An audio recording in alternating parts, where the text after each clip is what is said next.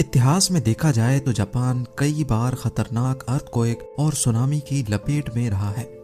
वैसे तो अर्थक्वेक और सुनामी से बचना किसी के बस की बात ही नहीं, पर जापान के पास इनसे मुकाबला 143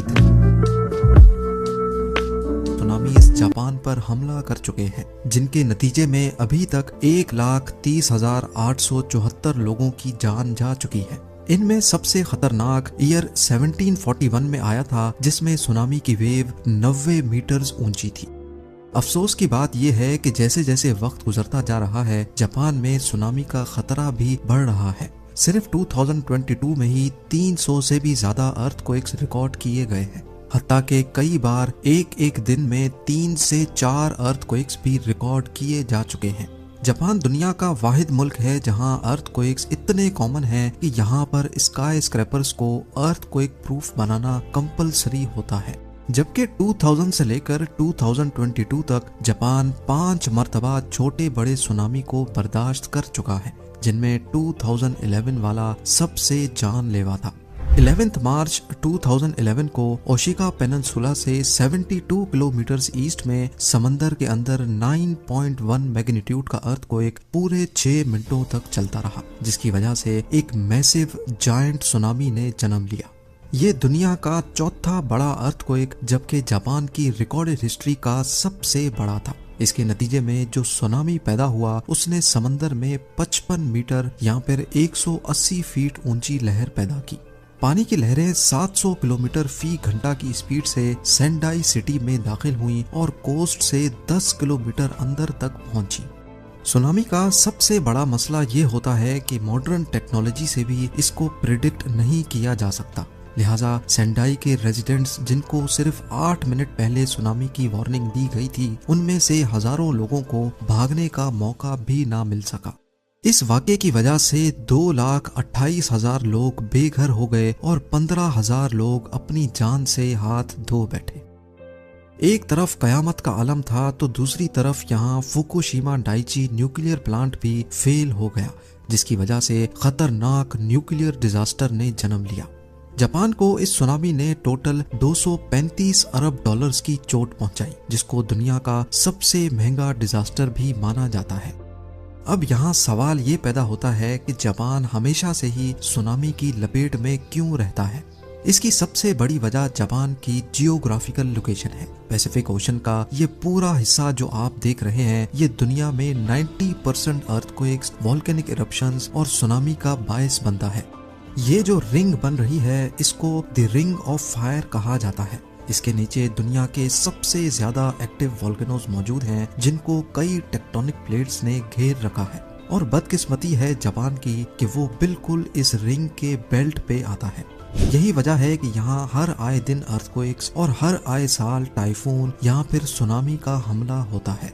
इन सब मुश्किलात के अलावा जापान का एक और मसला भी है, और वो ये है कि पूरे जापान का 70% लैंड एरिया सिर्फ पहाड़ों से भरा हुआ है, और जो 30% फ्लैट सरफेस है वो ज्यादातर सिर्फ कोस्टल एरियाज में ही मौजूद है, जहां सुनामी का खतरा हर वक्त मंडला रहा होता है। पहाड़ों पर पूरे पूरे शहरों को शिफ्ट करना तो एक इम्पॉसिबल टास्क है, लेकिन अपनी कोस्टल सिटीज को बचाने के लिए जापान पिछली सदी से मेहनत कर रहा है, और इसकी अप्रोच सबसे अलग है। जापान ने अपने हाई रिस्क एरियाज को बचाने के लिए कोस्ट पर सी वॉल बनाई है, और ये कोई अभी की बात नहीं है, बल्कि सी वॉल्स काफी अरसे से जापान के कोस्ट का हिस्सा रही हैं। 1896 और 1933 में भयानक टाइफून ने जापान के टेरो नामी गांव पर हमला किया था, लेकिन उसके बाद ये गांव कोस्टल डिफेंस सिस्टम की एक आला तरीन मिसाल बन गया, जहां जापान ने 2.4 किलोमीटर लंबी और 10 मीटर ऊंची 2 वॉल्स खड़ी करके गांव को समंदरी लहरों से काफी हद तक बचा दिया। इसके बाद जापान की दूसरी कोस्टल सिटीज में भी ऐसे ही स्ट्रक्चर बनाए गए, लेकिन 2011 वाला सुनामी इन दीवारों से भी कहीं ज्यादा बड़ा था। सी वॉल जो सिर्फ 8 मीटर ऊंची वेव्स को रोकने के लिए बनाई गई थी, सुनामी की ये लहरें 12 से 15 मीटर ऊंची थी।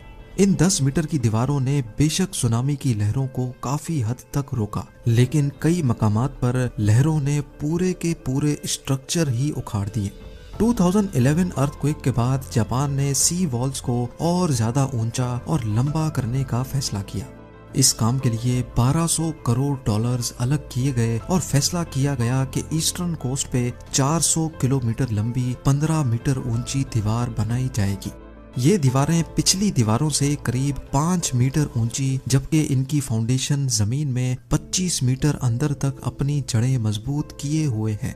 इनकी चौड़ाई भी पहले से काफी ज्यादा रखी गई है और इनका स्ट्रक्चर और डिजाइन खास तौर पर सुनामी वेव्स को रोकने के लिए बनाया गया है। इस काम के लिए पहले सिमुलेटर की मदद से आर्टिफिशियल सुनामी पैदा किया गया, जिससे इंजीनियर्स ने हर तरह के वेव पैटर्न पे वॉल्स को टेस्ट किया। एक वाइब्रेटर की मदद से 2011 अर्थक्वेक जैसा पैटर्न पैदा किया गया। वेव्स कितनी बड़ी होंगी तो कितना प्रेशर जनरेट करेंगी, ये सब पहले सिमुलेटर की मदद से कैलकुलेट किया गया था। सिमुलेटर पे नोटिस किया गया कि 2011 सुनामी की लहरों ने डायरेक्टली जापान को नुकसान नहीं पहुंचाया था, बल्कि इसने फ्लड की सूरत में, सैलाब की सूरत में आगे ट्रेवल किया। और ऐसा इसी वजह से हुआ क्योंकि सी वॉल्स ने काफी हद तक वेव्स का प्रेशर तोड़ दिया था।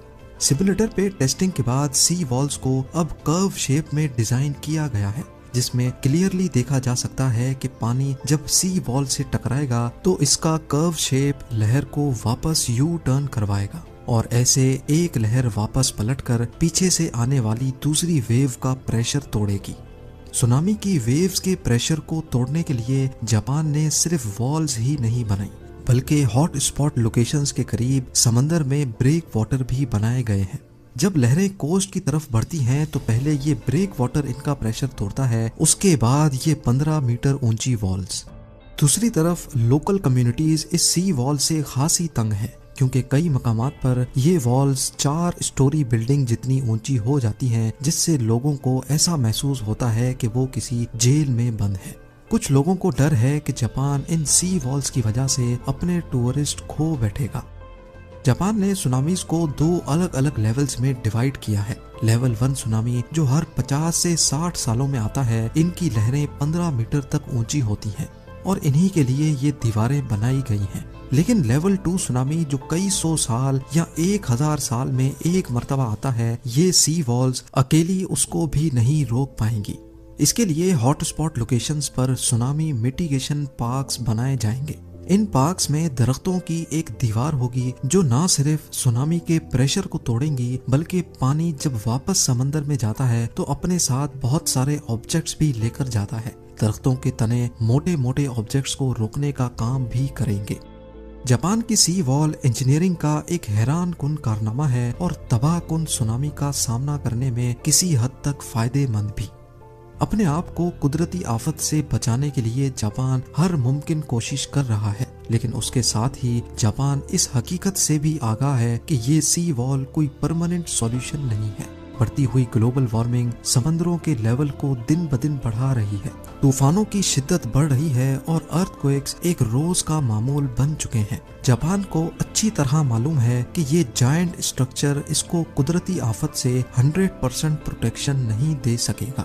12 अरब डॉलर्स का खर्चा करके असल में जापान ने अपने लोगों के लिए टाइम खरीदा है, ताकि जब ये दीवार वेव्स के प्रेशर को तोड़ेंगी तब तक लोगों को वहां से निकलने का टाइम मिल जाएगा।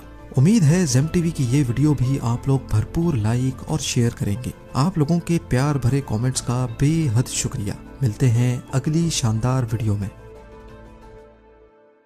और बार फिर से खुशहालों में करीब